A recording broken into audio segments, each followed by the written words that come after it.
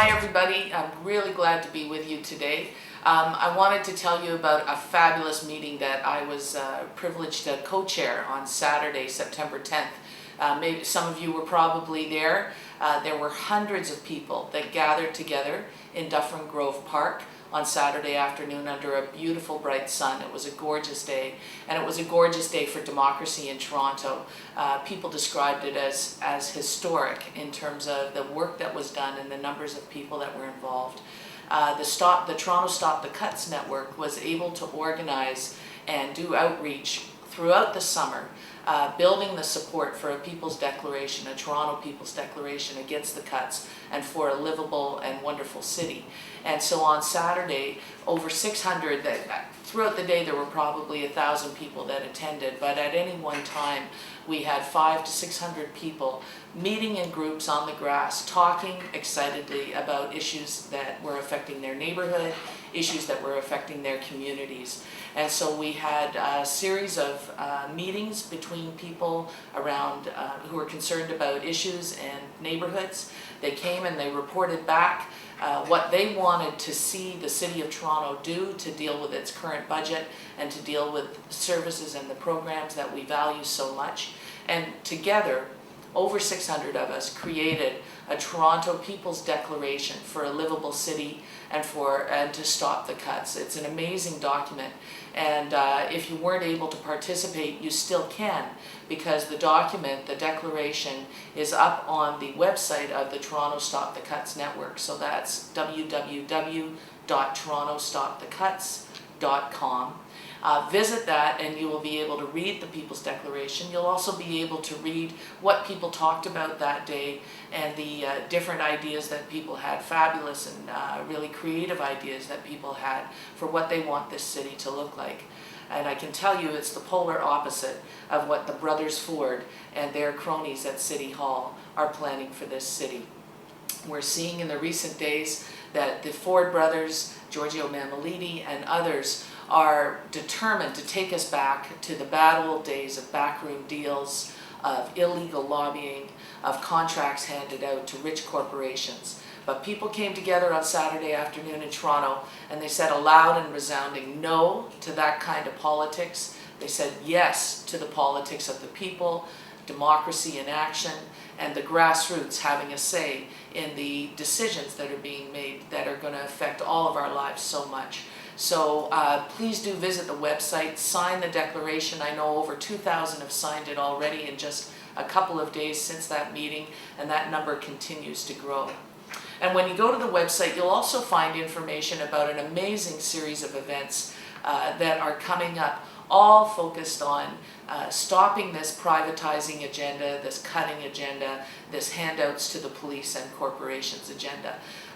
It's one thing when you're faced with right-wingers and millionaires and privileged people like the Ford brothers in City Council, is it really does get people out and organizing. And there's been an incredible amount of organizing happening in Toronto by services and programs, by individuals like yourselves, by organizations like the Community Social Planning Council. So I want to tell you about a couple of events. There's no way I could fit in all of the events that are happening, but I want to tell you about a few of them and invite you again to visit torontostopthecuts.com and onetoronto.ca for more information about other events that you can participate in. A couple of exciting ones coming up.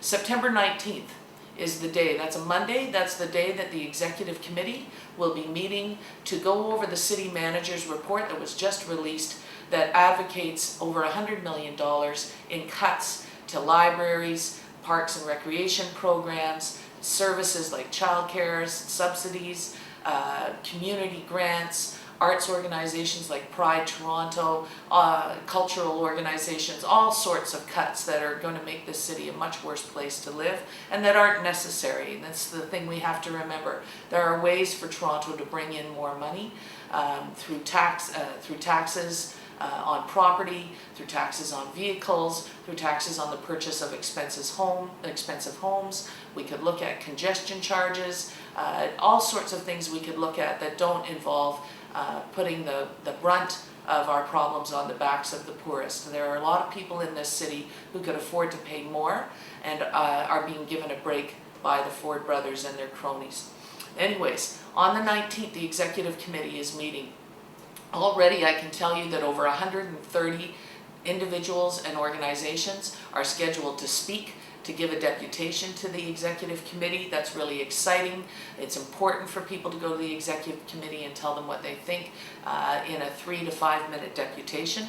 But to get ready for that, if you're interested and available, from 7:30 to 9 a.m. on September 19th at the Trinity Square Church, which is just behind the Eaton Center on the east side of Bay Street, there is a breakfast of Toronto champions. That's being sponsored by OneToronto.ca, and it is free.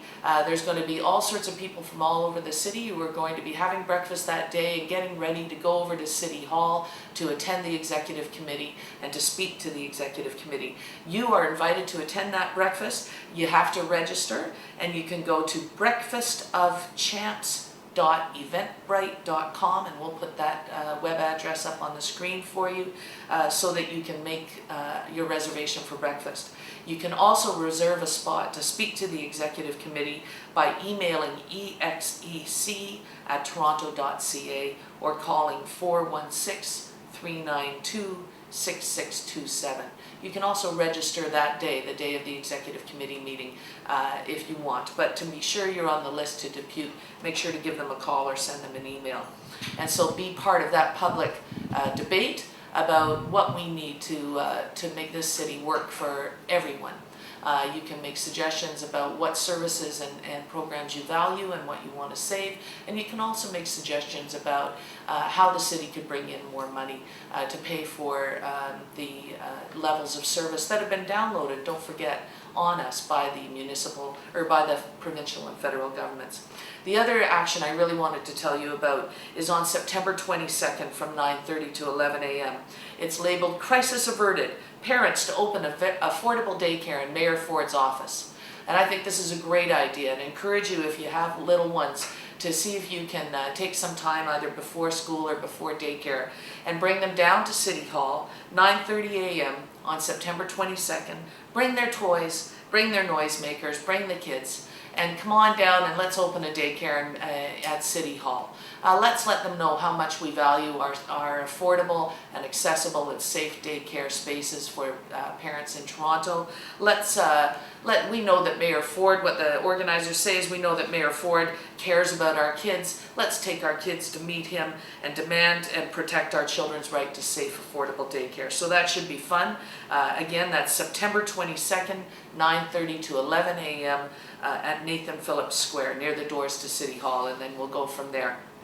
I also wanted to remind you that there is a big rally on September 26th at 5:30 p.m. It starts off with a wonderful flash mob, and you can go to Facebook and go to Rally for Respect or Respect Toronto on Facebook and find all the information about a big rally. We hope to have thousands down at City Hall that evening, dancing, speaking, yelling and demanding that we bring back the city that we love, and we stop this agenda that seeks to balance the budget on the backs of the poor, on the backs of public sector workers, and on the backs of very hardworking people in Toronto and residents of Toronto. So make sure that you come out on September 26th. I know that the Toronto Stop the Cuts Network is also organizing a sleepover for that evening, and I believe the plan will be to sleep over at City Hall. They don't have all the details ironed out yet, but again, you can keep your eye on what's happening by going to torontostopthecuts.com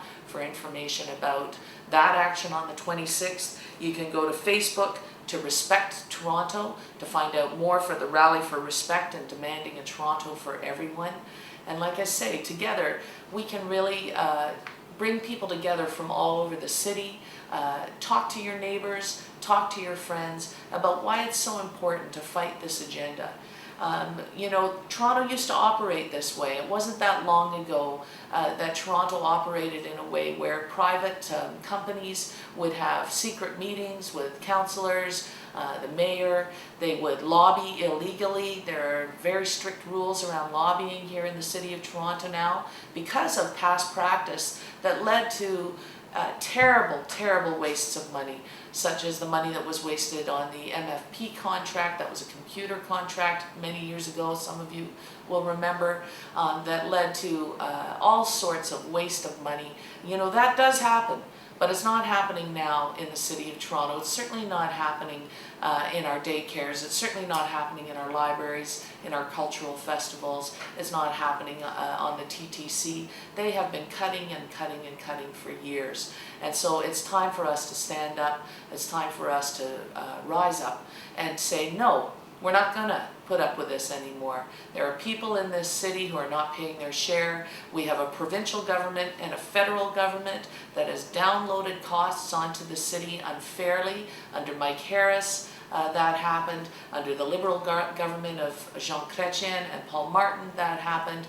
They downloaded, the federal government downloaded costs on the provincial government. The provincial government has downloaded responsibility for welfare, responsibility for childcare, all sorts of responsibilities onto the city.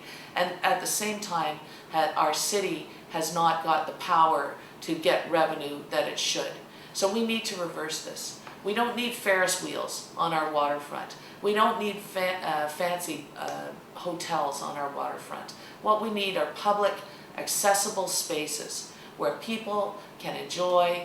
We need environmental protection so that our city and our parks and our very valuable public spaces is still there for our kids and our grandchildren. So we need these spaces. We need access to childcare.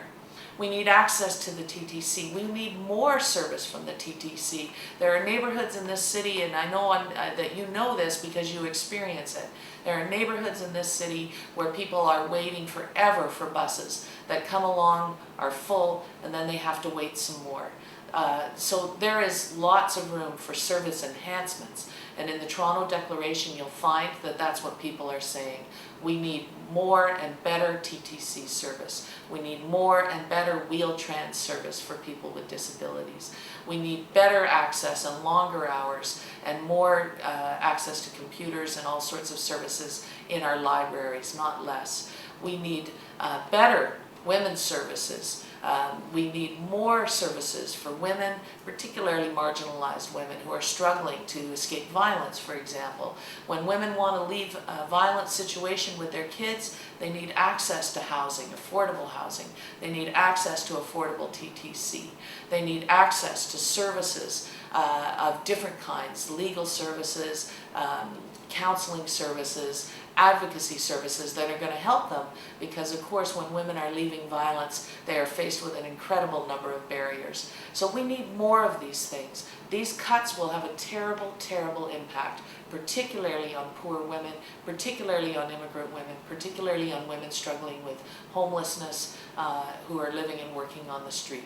So I urge you to participate in as many of these activities as you can. I know that we're busy. I know it's a busy time of year, but the more of us that can come out to the executive committee on the 19th and tell the mayor what we think, the more that we will have an influence. Even if the mayor doesn't listen, the media will, and other people there will, and we will build a people's movement for a better Toronto. Thanks a lot.